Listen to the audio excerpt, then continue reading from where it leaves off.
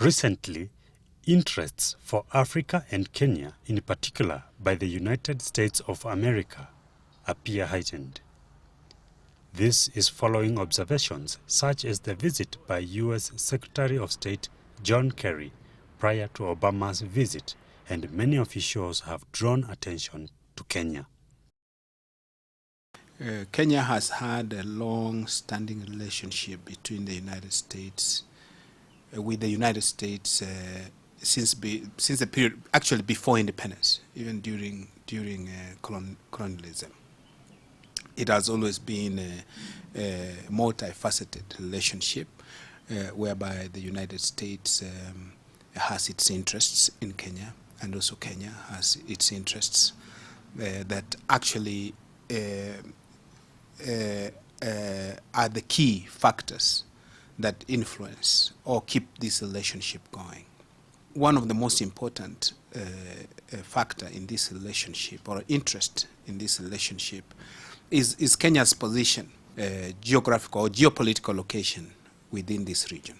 The United States has invested quite heavily in the war against terror. And of course, most of the investments cannot be discussed, have not been discussed openly, but we know that the United States is investing in the war against terror. And Kenya is one of the greatest links in this region, particularly in the Horn of Africa, in the fight against terror. On the economic front, the political science doctor says that Kenya and America have had economic relations for a long time. The American multinational corporations operating in Kenya, they have operated from since independence, or even slightly before independence, most of which have invested in agricultural production and agricultural manufacturing. They have also invested in motor industry. They have invested in banks. They have invested in hotel industry.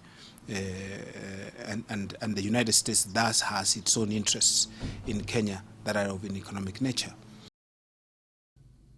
Africa's trade with the rest of the globe accounts for only about 2%, yet Africa is home to 14% of the global population, has the increasing middle-class population and consumer spending.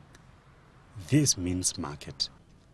Kenya is ripe with opportunity and requires strategic partnerships for trade and investment.